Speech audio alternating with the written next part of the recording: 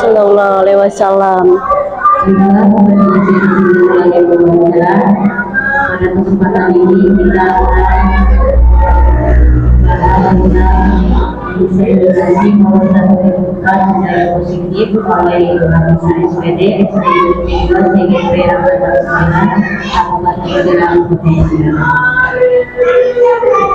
Di sini saya akan membawa acara susunan acara yang pertama yang dilakukan, yang kedua sambutan dari kepala sekolah, yang ketiga penyampaian materi dan pemaparan. Untuk mengawali pada pagi hari ini, mari kita buka acara ini dengan bersama. Bismillahirrahmanirrahim. Acara yang kedua yaitu sambutan dari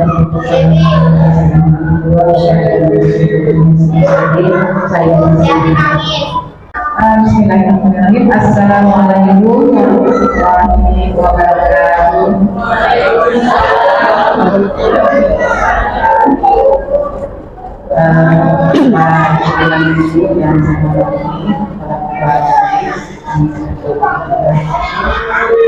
Marilah kita bersama-sama memanjatkan puji dan syukur kehadirat Allah Subhanahu wa Ta'ala karena dengan kita bisa berkumpul bersama melaksanakan acara pemaparan materi mengenai Islam.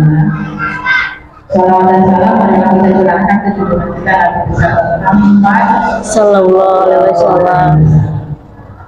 Pertama, saya ucapkan terima kasih kepada Bapak dan Ibu juga orang-orang yang sudah kiranya hadir dalam acara ini.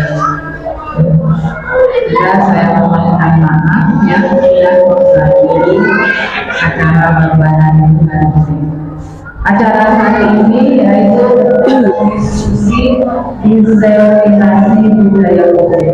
Pasti bapak dan ibu ya, diseminasi itu ya.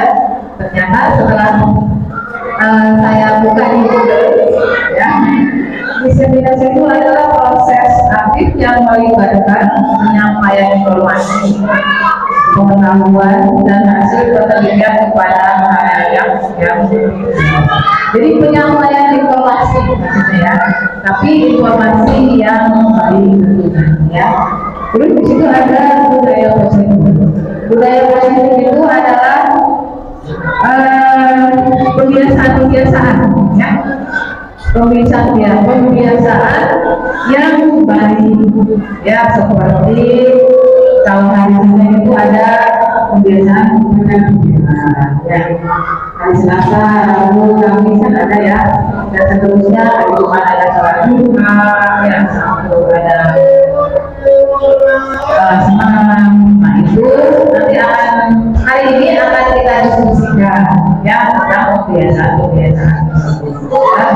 Dan nanti pematerinya adalah itu Aminah. Nanti Ibu Aminah akan memaparkan secara jelas apa itu diseminasi budaya Poso ya. Silakan lakukan tanya jawab. Kalau ada hal-hal yang kurang dimengerti atau kurang dipahami atau komunikasi sungguh-sungguh ya. Mungkin begitu saja ya dari saya. Silakan ikuti acara ini dengan baik ya, dengan lancar. Semoga acara ini berjalan dengan lancar ya. Kalau itu saja, kurang lebihnya mohon maaf. Wabillahi, silahkan ya. Wabillahi taufiq wal hidayah. Assalamualaikum warahmatullahi wabarakatuh. Waalaikumsalam warahmatullahi wabarakatuh.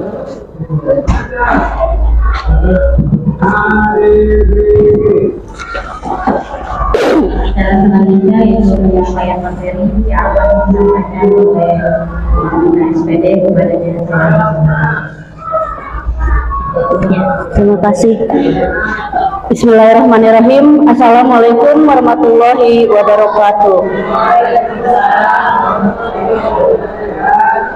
Yang terhormat Ibu Kepala Sekolah UPT SDN Junti 2, yang terhormat Bapak dan Ibu Dewan Guru UPT SDN Junti 1 dan Junti 2, serta Bapak Ibu Wali Murid yang berkenan hadir di acara ini.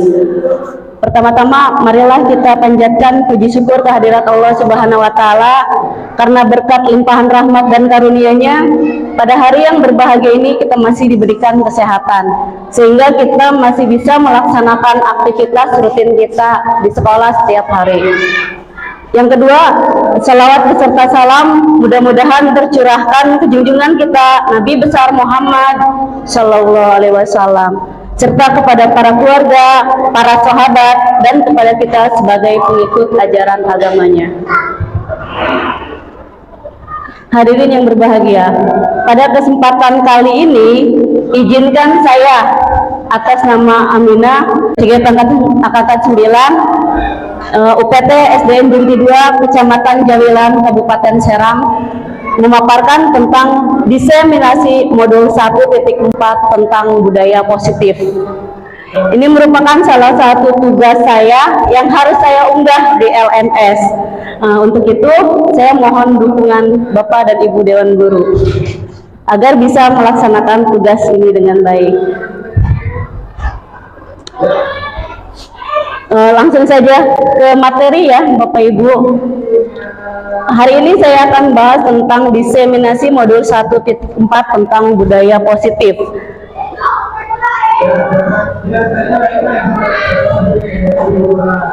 Sebagai guru, tugas utama kita adalah mendidik, mengabdi, dan mengajar di sekolah ya. Nah, adapun budaya positif yang akan kita bahas kaitannya dengan budaya yang ada di sekolah kita.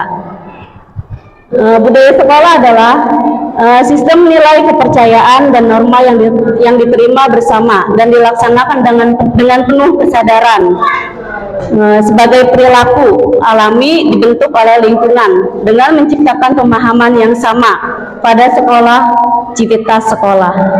Jadi pada dasarnya budaya sekolah diwarisi dari generasi ke generasi, generasi yang lalu ya. Kemudian diturunkan secara turun-temurun melalui visi dan misi yang digerakkan oleh sekolah.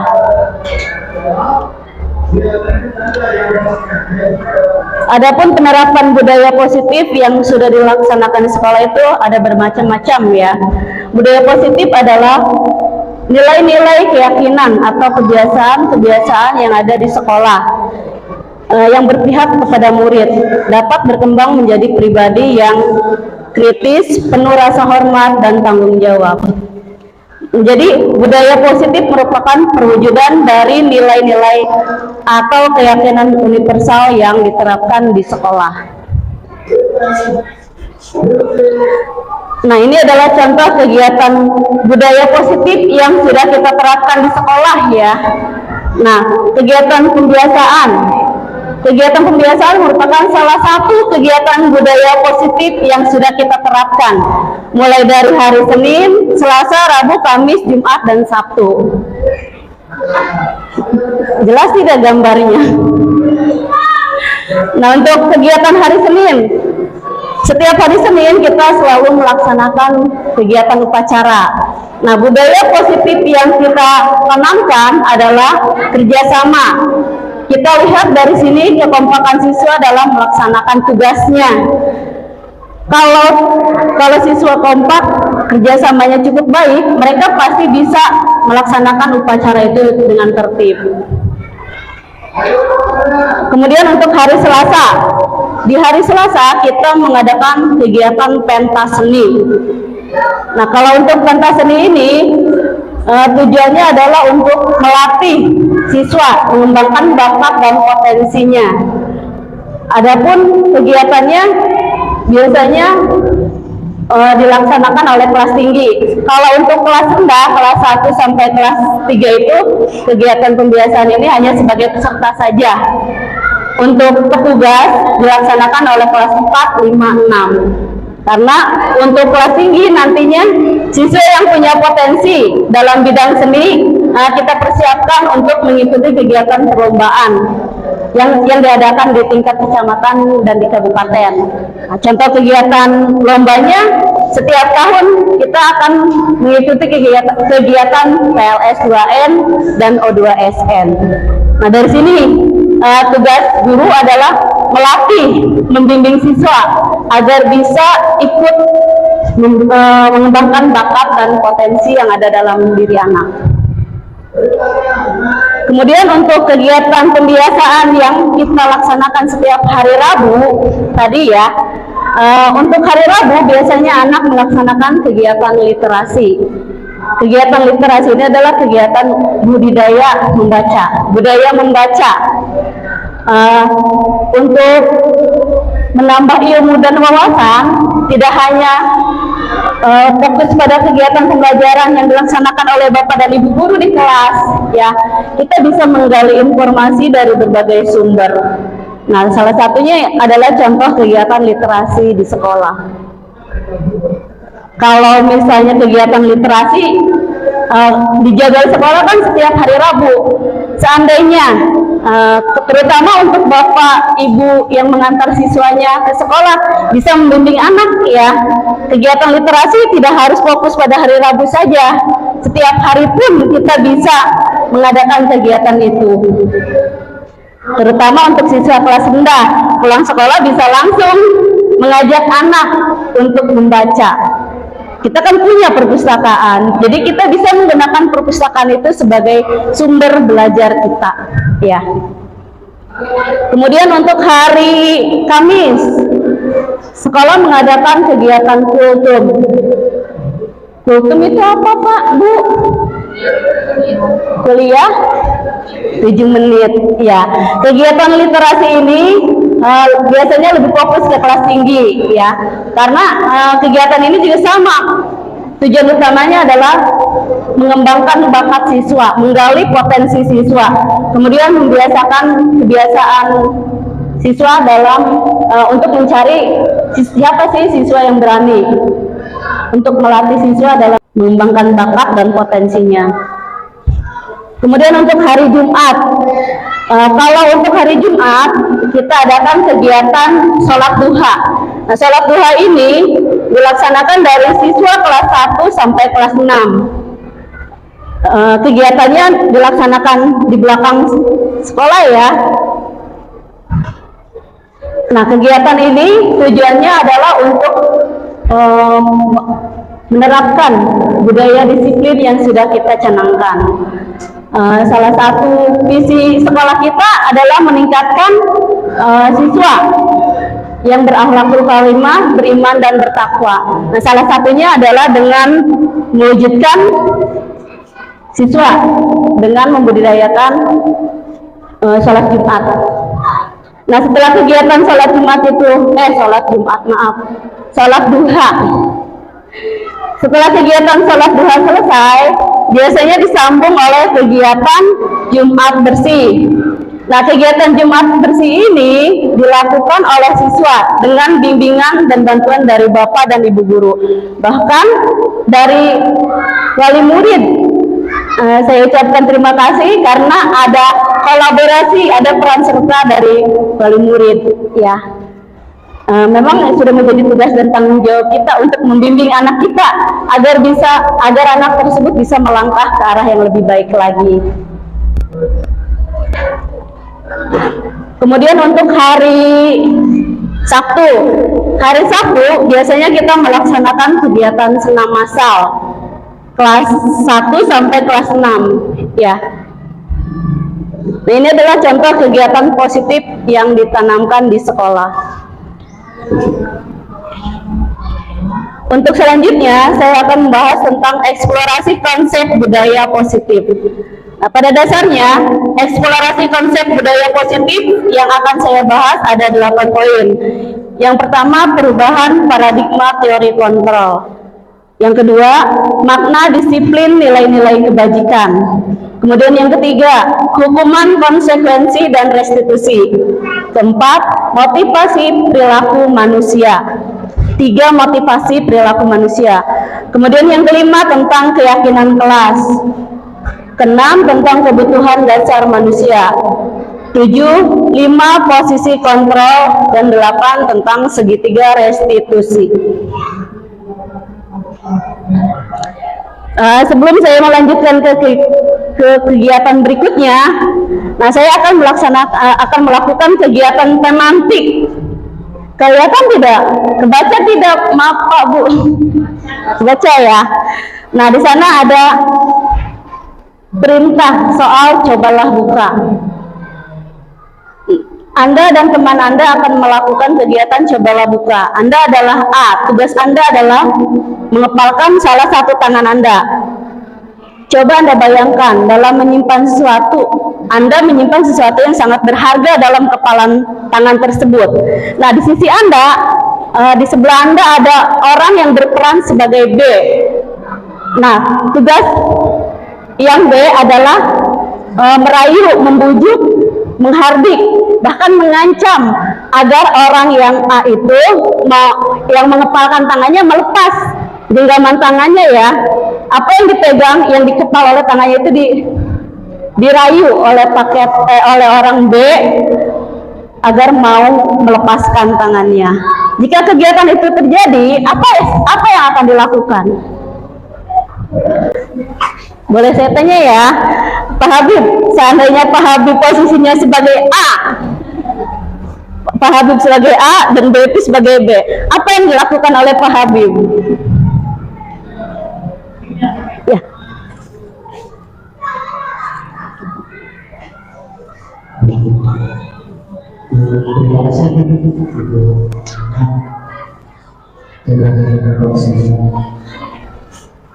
Melihat soal biasa bila saya berbeda sebagai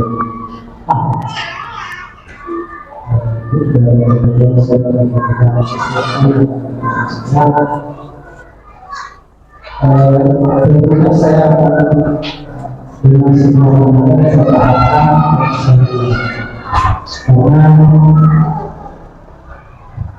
yang saya lakukan itu adalah sesuatu yang sangat berharga dan sesuatu yang berharga yang ada pada diri saya itu memang sudah sebaiknya harus bertahan. Jadi itu merupakan sebuah prinsip bahwa apa yang kita punya maka hidup bersama berharga mereka tidak sebaliknya kita merelakannya berburuk oleh orang lain. Itu sebuah prinsip yang seharusnya kita pertahankan. Jadi apapun untuk itu intimidasi yang dibutuhkan rayuan dan sebagainya dari orang lain, apa yang kita punya menurut saya akan saya pertahankan sebuah derajat karena itu adalah sesuatu yang berarti buat saya ya. Itu saja mungkin pendapat saya. Terima kasih. Waalaikumsalam warahmatullahi wabarakatuh. Nah tadi pemaparan Pak Habib seperti itu ya Pak ya. Jadi Pak Habib tidak akan membuka kepalan tangannya seandainya ada orang yang membujuk, merayu, bahkan seandainya orang tersebut memberikan penghargaan atau hadiah, Pak Habib akan berubah pikiran tidak? tetap akan saya pertahankan. Dan juga tidak mudah saya sendiri tidak bisa menang lima hakim yang berikut. Terima kasih. Iya. Nah, berikan tepuk tangan buat Pak Habib. Berarti Pak Habib punya prinsip yang kuat ya. Ketika dia memegang sesuatu yang dianggap berharga, kita kaitkan di sini posisinya sebagai guru ya. Ketika dia memegang sesuatu di tangannya kepala yang berharga, punya prinsip bahwa ini adalah yang harus saya lakukan. Saya harus menjaganya. Ada orang lain, pihak B merayu, dia tetap mempertahankannya. Sekarang saya tanya, apakah setiap orang punya prinsip sama seperti itu? Sama tidak? Tidak ya? Iya. Ada yang bisa memberikan penjelasan? Ya? Iya. Tidak semua orang itu punya pemikiran yang sama ya Bu ya.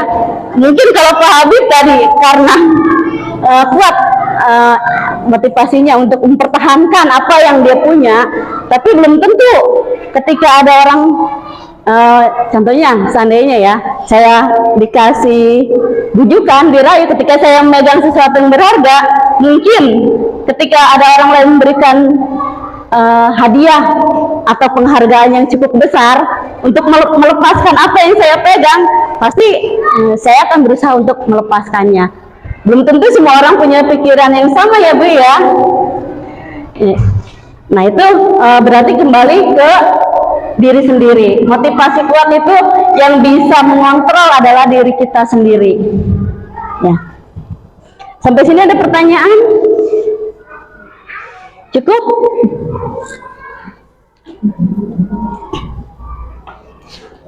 Kemudian kita akan beralih ke ilusi tentang perubahan paradigma kontrol.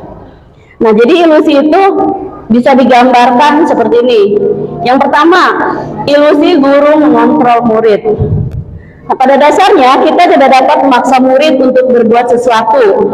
Jikalau murid tersebut memilih untuk tidak melakukannya, walaupun tampaknya guru sedang mengontrol perilaku murid. Tampaknya guru sedang mengontrol perilaku murid itu ya. Hal demikian terjadi karena murid sedang mengizinkan dirinya dikontrol.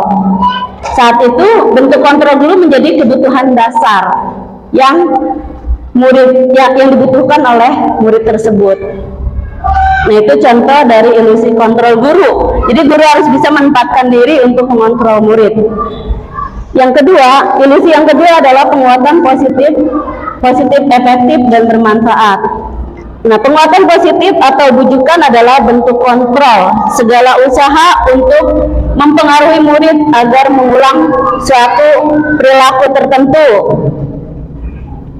Jadi adalah usaha untuk mengontrol murid tersebut. Penguatan efektif. Kemudian yang ketiga, kritik yang membuat orang merasa bersalah dalam menggunakan karakter. Kritik yang membuat orang merasa bersalah dalam menggunakan karakter. Ada yang bisa memberikan contoh tidak?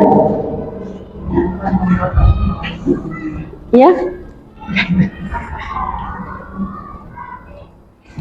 Pada dasarnya kritik yang membuat orang. Nah, kadang-kadang ketika di kelas ada murid yang merasa sadar diri bahwa apa yang dia lakukan ini salah.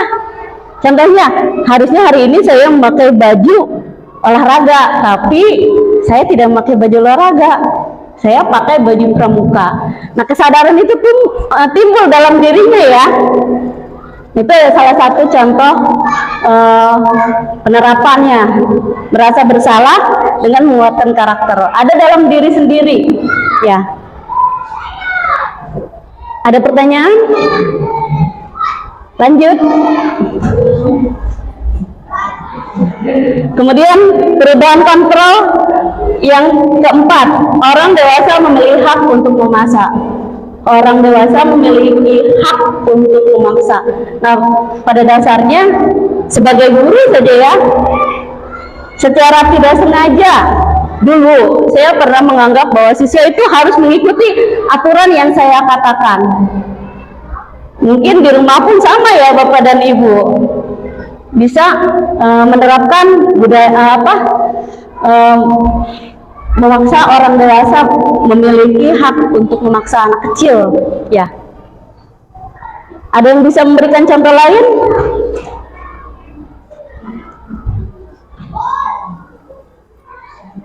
Jadi pada dasarnya orang dewasa itu percaya bahwa mereka memiliki tanggung jawab untuk membuat murid berbuat hal-hal tertentu. Yang memegang perannya adalah guru, ya. Apapun yang dilakukan dapat diterima selama ada kemajuan berdasarkan sebuah pengukuran kinerja. Poinnya ya. Cukup? Lanjut saja ya. Kemudian perubahan paradigma kontrol tentang teori kontrol. Pada dasarnya perubahan paradigma kontrol kita dipegang oleh dua. Yang pertama stimulus respon, yang kedua oleh teori kontrol. Dalam stimulus kontrol, di poin pertama dikatakan realitas kebutuhan kita sama. Setuju tidak? Setiap orang punya kebutuhan yang sama. Tapi ketika kita lihat teori kontrol, dikatakan bahwa realita kebutuhan kita itu berbeda. Lebih cocok yang mana, Bu? Yang teori kontrol. Ya, karena kita yakin setiap orang pasti punya kebutuhan yang berbeda, ya. Kemudian yang kedua, semua orang melihat hal yang sama dalam stimulus respon.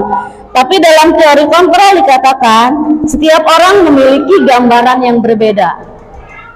Lebih setuju ke stimulus respon atau teori kontrol? Teori kontrol, ya. Kemudian yang ketiga, kita mencoba mengubah orang agar berpandangan sama dengan kita. Itu menurut stimulus respon. Sedangkan dalam teori kontrol, kita berusaha memahami pandangan orang lain tentang dunia. Cocok yang mana, Ibu? Teori kontrol, ya. Karena teori kontrol itu lebih ke aksi nyata, ya. Kemudian yang keempat, perilaku buruk dilihat sebagai suatu kesalahan menurut stimulus respon. Sedangkan menurut teori kontrol, semua perilaku memiliki tujuan. Lebih cocok kemana, Ibu? Semua perilaku memiliki tujuan. Apapun yang kita lakukan, jangan langsung menilai bahwa apa yang dilakukan oleh anak itu adalah kesalahan. Tapi kita harus punya pandangan lain. Apa yang dilakukan anak itu pasti punya tujuan tertentu, ya. Tidak hanya fokus pada kesalahan. Kemudian yang kelima, orang lain bisa mengontrol saya. Sedangkan menurut teori kontrol, hanya Anda yang bisa mengontrol diri Anda. Nah, tadi kita sudah menerapkan contoh pembelajaran tadi yang dilakukan oleh Pak Habib, ya. Cobalah buka. Jadi dari sinilah kita bisa melihat teori kontrol yang ada pada diri kita. Kemudian yang keenam, saya bisa mengontrol orang lain. Sedangkan menurut teori kontrol, Anda tidak bisa mengontrol orang lain. Lebih cocok yang mana, Ibu? Pak, saya bisa mengontrol orang lain, bisa tidak? Kalau untuk bukan mengontrol, apa? Memberikan kritik bisa, iya. Iya. Itu masukan atau kritik pasti bisa. Tapi kalau untuk mengontrol, yang hanya bisa mengontrol itu diri kita sendiri. Apapun yang dilakukan, tetap kontrol ada di diri kita, ya. Kemudian yang ketujuh, model berpikir menang kalah. Dalam stimulus respon, kalau kita tidak menang pasti kalah. Tapi dalam teori kontrol, yang harus kita terapkan adalah model berpikir menang-menang. Kita harus yakin apapun yang kita lakukan jangan fokus ke kalah aja, ya. Harus ada usaha. Sampai sini ada pertanyaan? Cukup? Ya. Lanjut ya. Makna disiplin dan nilai-nilai. Menurut Bapak Pendidikan kita, Ki Hajar Dewantara menyatakan bahwa di mana ada kemerdekaan, disitulah harus ada disiplin yang kuat. Nah, sungguh pun disiplin itu bersifat self disiplin, yaitu kita sendiri yang mewajibkan kita dengan sekeras-kerasnya. Tetap itu sama. Sebab kita tidak cakap melakukan self disiplin. Wajib pengusaha lain mendisiplinkan kita. Dan peraturan demikian itulah yang harus ada dalam suasana yang merdeka. Sampai sini paham tidak? Paham? Harus ada aturan. Iya, jadi kalau kita tidak bisa mengontrol, harus ada peran pemimpin yang mau mengontrol diri kita. Ya. Lanjut. Ya, next ya. Kemudian makna disiplin menurut Diana. Diana menyatakan bahwa arti dari kata disiplin berasal dari bahasa Latin, disiplina, yang artinya belajar. Kata disiplin berasal dari akar kata yang sama dengan disiplin atau murid, disciple atau murid atau pengikut. Nah, untuk menjadi seorang murid atau pengikut, seseorang itu harus paham alasan mengapa mereka mengikuti aliran tersebut, ya. Sehingga motivasi yang terbangun adalah motivasi intrinsik dan motivasi ekstrinsik. Sampai sini paham, Ibu? Paham ya? Ya, next saja ya. Nah, makna disiplin dan nilai-nilai kebijakan, ya. Nah, seseorang yang memiliki disiplin diri berarti mereka bisa bertanggung jawab terhadap apa yang dilakukan karena mereka mendasarkan tindakan mereka pada nilai-nilai kebijakan universal. Adapun nilai kebijakan universal yang kita terapkan di sekolah nanti lebih fokus nyambungnya ke profil pelajar Pancasila. Salah satu profil pelajar Pancasila adalah beriman dan bertakwa. Kemudian bertakwa kepada Tuhan Yang Maha Esa dan berakhlak mulia, mandiri, bernalar kritis, berkebinekaan global, bergotong royong dan kreatif. Nah, jadi kalau untuk pembelajaran kurikulum sekarang yang kita sampaikan ke anak adalah fokus ke profil pelajar Pancasila. Ya.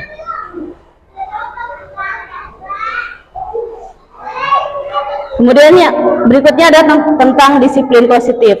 Nah, disiplin positif merupakan suatu cara penerapan suatu disiplin yang tujuannya untuk menumbuhkan kesadaran serta memberdayakan murid untuk melakukan sesuatu tanpa adanya ancaman, hukuman, ataupun penghargaan. Nah, disiplin positif ini kita sudah terapkan di sekolah, ya. Adapun materi berikutnya adalah tentang motivasi perilaku manusia. Nah, yang akan dibahas di sini ada 3 motivasi perilaku manusia. Yang pertama, motivasi ekstrinsik. Motivasi ekstrinsik adalah yang pertama ya, untuk menghindari ketidaknyamanan atau hukuman. Nah, biasanya ada yang bisa memberikan contoh tidak? Untuk motivasi menghindari ketidaknyamanan atau hukuman. Nah, biasanya ini kegiatan yang dilakukan oleh siswa ya. Kenapa kamu tidak datang terlambat? Takut dihukum. Ya. Jadi kata seperti itu yang jadi bawaan siswa, ya. Kemudian yang motivasi ekstrinsik yang kedua adalah untuk mendapatkan imbalan atau penghargaan dari orang lain. Nah, biasanya ada beberapa siswa ya, ketika belajar senang, mau maju ke depan, mau baca, ketika dia diberikan penghargaan atau pujian, ya. Motivasi itu dari siswa datangnya ya. Ketika ditanya kenapa mau maju ke depan, enak soalnya kalau ke depan dipuji terus sama ibu. Ada yang jawabnya, habis kalau ke depan enak, tadi dikasih permen sama ibu hadiahnya. Nah, motivasi itu biasa diterapkan di sekolah ya. Tapi kalau sekarang kalau bisa jangan diterapkan ya. Kemudian motivasi yang ketiga adalah motivasi intrinsik. Motivasi intrinsik adalah untuk menjadi orang yang mereka inginkan dan menghargai diri sendiri dengan nilai-nilai yang mereka percaya. Nah, contohnya, setiap hari Senin kita harus melakukan kegiatan upacara memakai seragam. Kalau untuk siswa pakai rompi, pakai dasi, ya. Mereka melakukannya karena sadar bahwa yang mereka lakukan, baju seragam yang mereka pakai itu adalah satu kewajiban yang harus dilakukan. Kemudian untuk guru contoh ya, setiap tanggal 25 ya, kita harus menggunakan baju VGRI. Ini baju ini ya, hanya dipakai sebulan sekali, hanya dipakai setiap tanggal 25. Itu salah satu motif kesadaran yang ada dalam diri guru.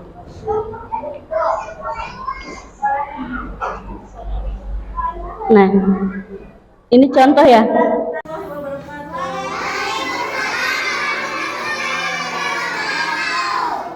Sudah siap untuk belajar?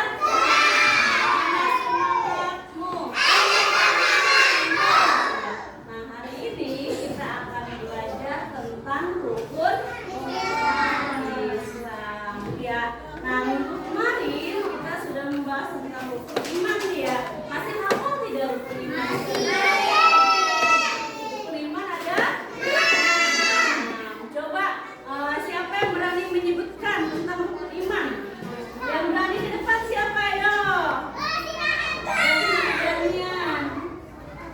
Coba siapa? Angkat tangan. Siapa? Berani? Coba ke depan. Yang berani ke depan. Ayo. Siapa namanya? Sepil. Coba sebutkan rukun iman. 1, 2, 3, 4, 5, 6. Iya, betul salah. Ada yang berani lagi tidak ya? Siapa lagi? Siapa? Ada yang berani? Habibi berani nggak? Enggak. Berani nggak ke depan? Berikut adalah contoh video tentang penghargaan, motivasi yang diberikan ke anak.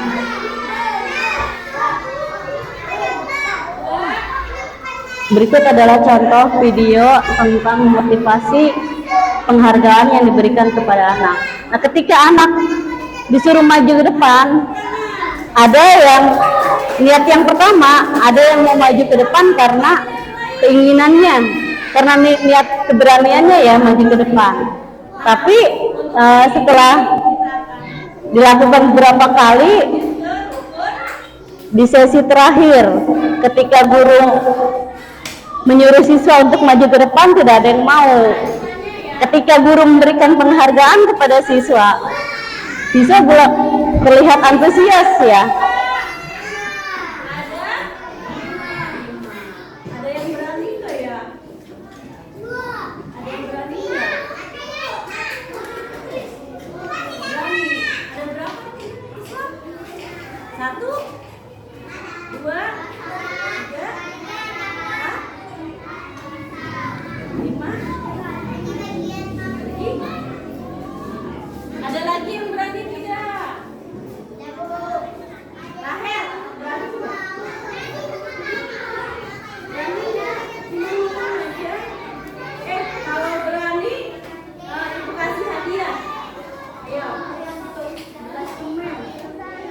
Ayo. Berani nggak? Siapa yang berani, ibu kasih hadiah deh. Yang berani ke depan maju ayo. Ada tidak yang berani ke depan? Maju depan bisa. Yang belum udah. Nah, ini ya kegiatan yang dilakukan guru ketika menyuruh siswa maju ke depan, dirayu susah. Tapi ketika guru memberikan motivasi, siapa yang bisa maju ke depan, nanti ibu kasih hadiah. Nah, dari sana kelihatan ada beberapa siswa yang mau maju ke depan.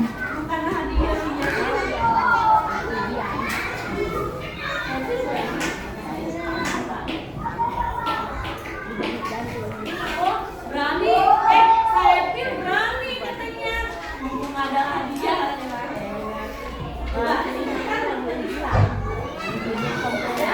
Nah, ini ada contoh siswanya ya. Ketika anak tersebut dirayu sama guru, siapa yang mau maju ke depan, nanti ibu kasih hadiah. Anak tersebut mau ke depan ya. Nah, kita lanjut ke materi berikutnya ya. Hukuman, konsekuensi, dan restitusi. Pada dasarnya hukuman itu bersifat satu arah dari pihak guru yang memberikan tanpa melalui suatu kesepakatan.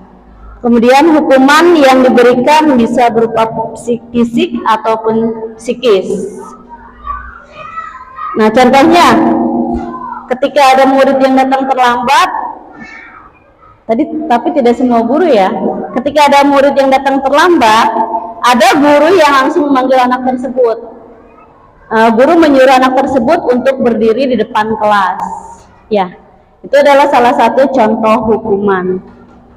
Yang kedua, konsekuensi. Nah, untuk konsekuensi biasanya sudah disepakati oleh murid. Murid tidak nyaman dalam jangka waktu pendek.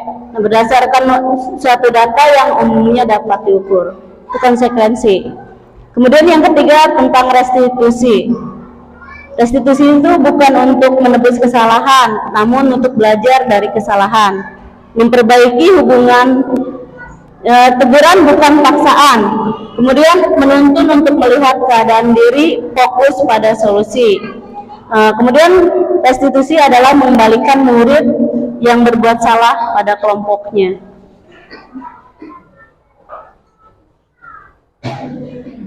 Nah, jadi definisi restitusi ya.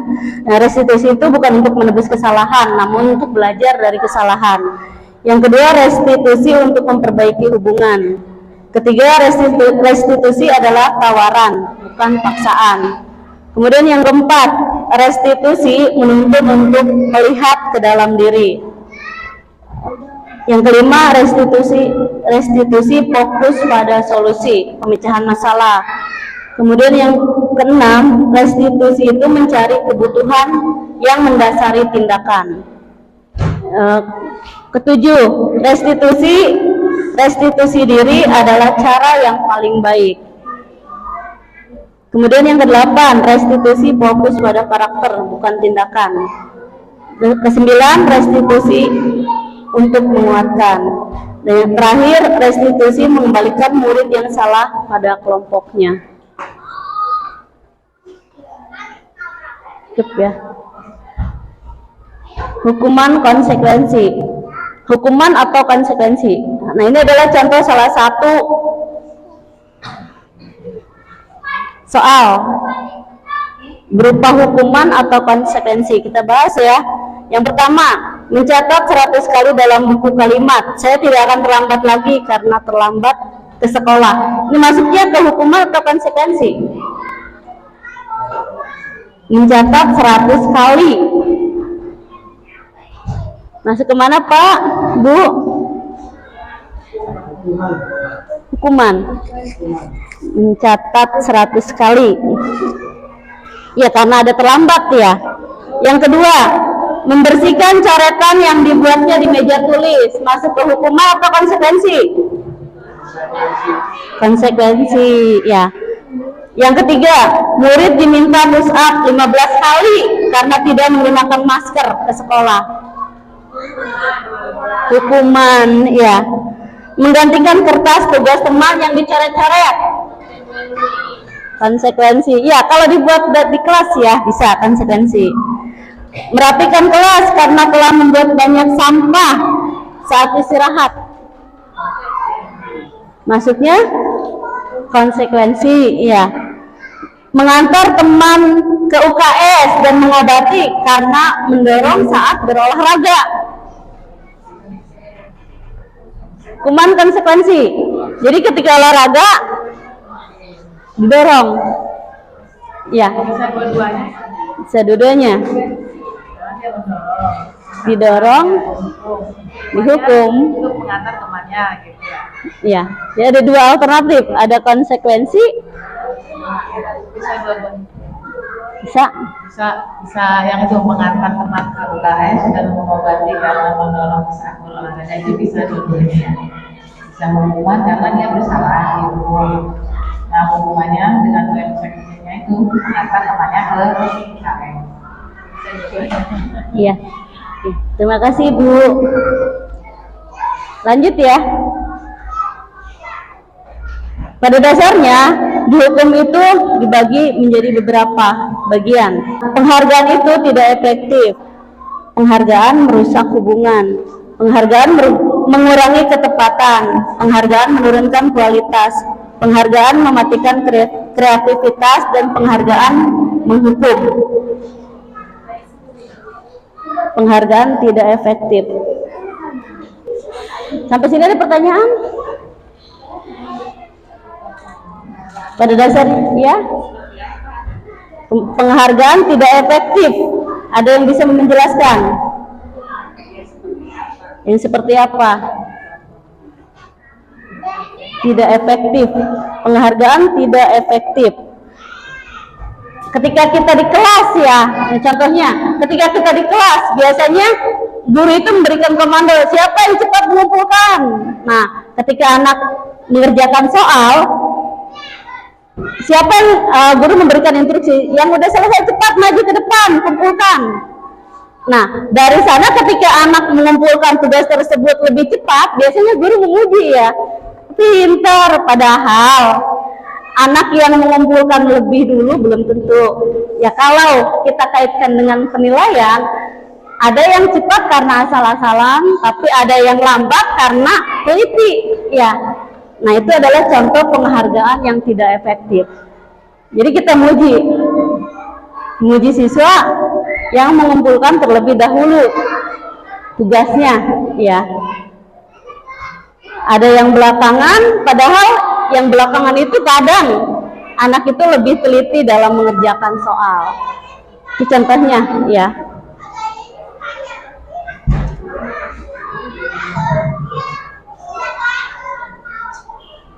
Lanjut.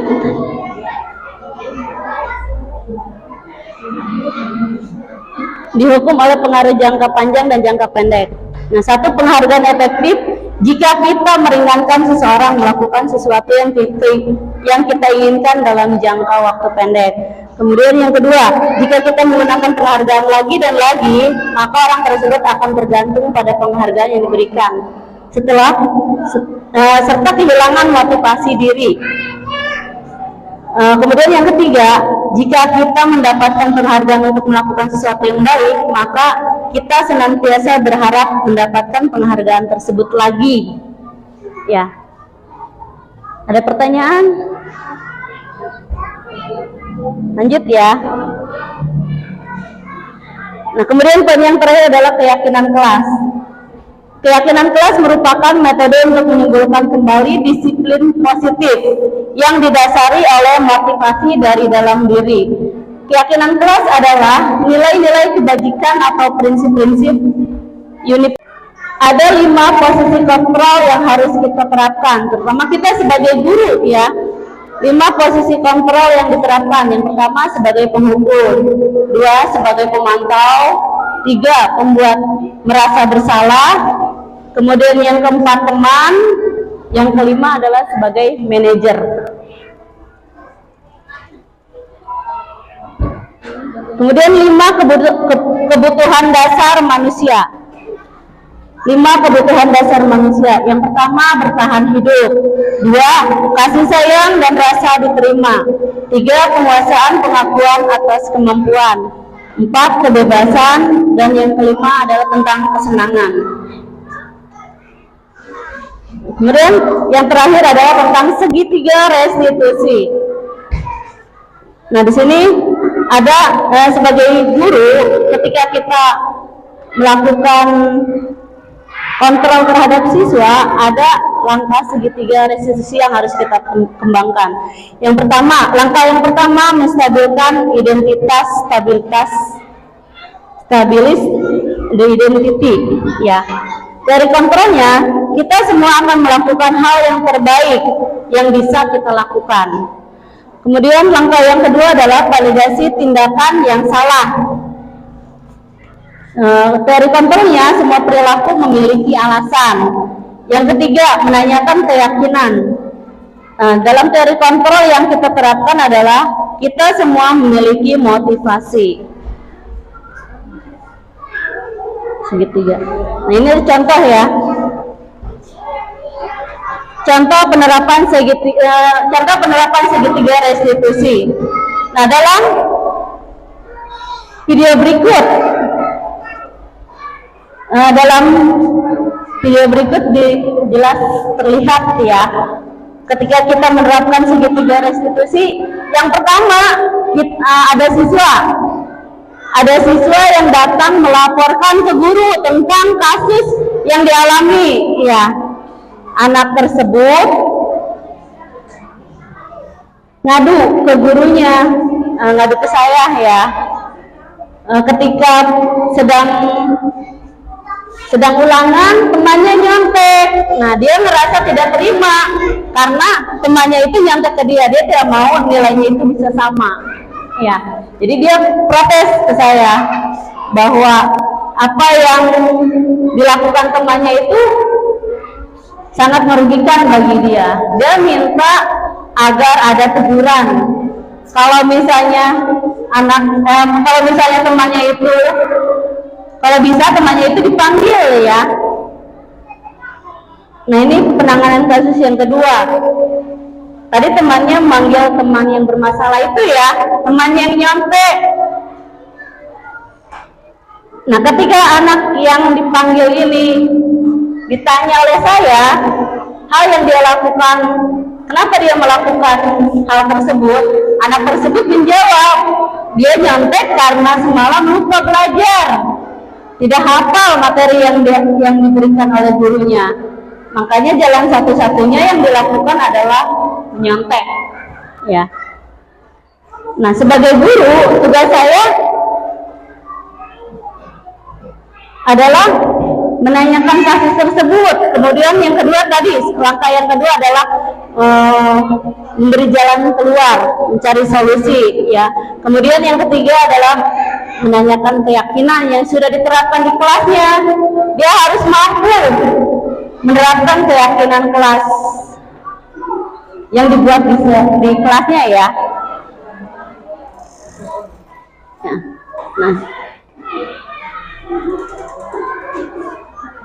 Nah, setelah mendapatkan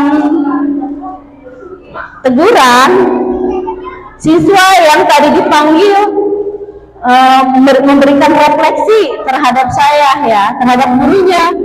Dia bilang dia senang karena mau diberi peringatan oleh gurunya. Dia janji tidak akan mengulangi hal tersebut. Demikian pemaparan materi tentang budaya positif yang sudah saya terangkan, yang sudah saya sampaikan. Mudah-mudahan bisa bermanfaat bagi kita semua. Kita bisa mengetahui budaya yang sudah kita terapkan di sekolah kita. Tugas kita sebagai warga sekolah ya adalah menerapkan dan mengembangkannya. Sampai di sini ada pertanyaan? Cukup, ya. Cukup ya. Nanti mungkin ada masukan, refleksi apa yang saya sampaikan bisa nanti buat bahan saya, buat pembelajaran saya berikutnya. Ada refleksinya? Ada? Ya, masukan, boleh? Terima kasih kepada pimpinan yang telah menyampaikan materinya. Untuk kedepannya materi itu harus dibaca dan dikuasai terlebih dahulu sebelum menyampaikan pemaparan pemaparan yang disampaikan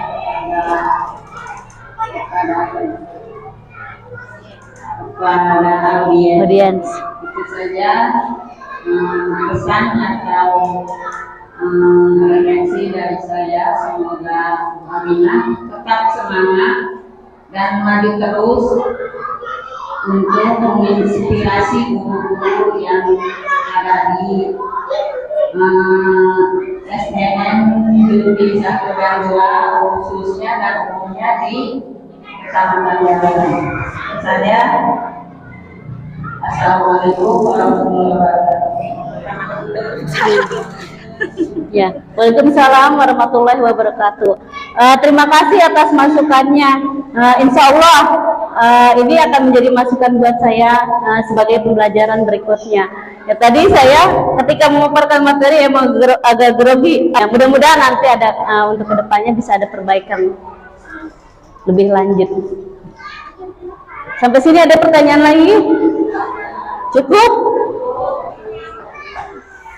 Nah, demikian pemaparan materi yang saya sampaikan. Mudah-mudahan bisa bermanfaat. Kalau ada kesalahan, saya mohon dibukakan untuk maaf yang sebesar-besarnya. Untuk kegiatan akhir, saya kembalikan sesi berikut ini kepada Ibu Evi Nuraini untuk menutup kegiatan diseminasi modul 1.4 tentang budaya positif. Terima kasih. Wassalamualaikum warahmatullahi wabarakatuh. Waalaikumsalam.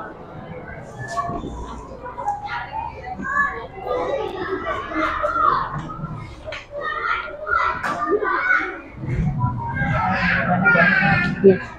Terima kasih kepada keluarga yang sangat luar biasa. Acara selanjutnya yaitu penutupan. Marilah kita tutup acara ini dengan membaca hamdalah. Alhamdulillahirobbilalamin. Alhamdulillah acara kita telah selesai. Saya berbicara mengucapkan itu sebesar-besarnya. Dari Bapak Hidayat. Assalamualaikum warahmatullahi wabarakatuh. Waalaikumsalam warahmatullahi wabarakatuh.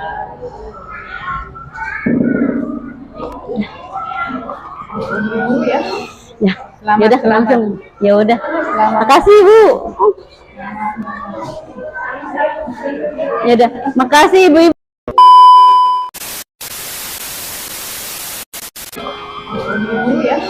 Ya, ya udah langsung. Ya udah. Makasih Bu. Ya udah, makasih Ibu. Dan masuk itu.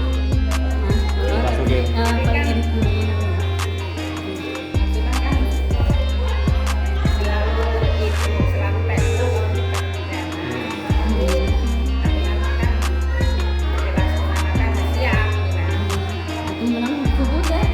Langsung tadi. Jadi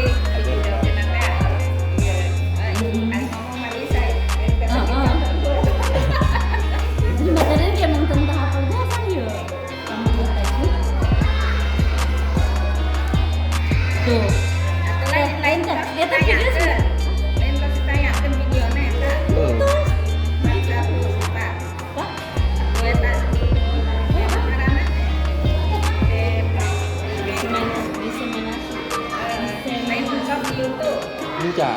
Hujan ya. Justru Udah kumpulan iya loh. Video. justru Yola karena diupload gitu.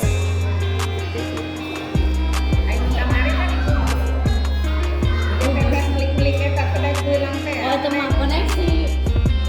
Kan, yang demonstrasi. Itu mau ketik teh.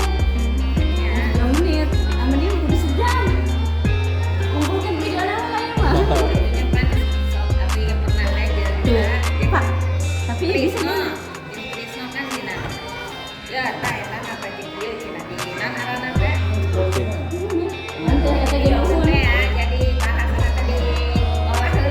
Briefing dulu harusnya. Spontan bro, makanya tambah ada yang error teknisnya, ini tuh apa? Fokus tadi. Fokus, bukan ini salah. Fokus itu. Ya patokannya tadi salah. Karena visi juga ya. Orang kan terbuka gambaran sekali. Iya.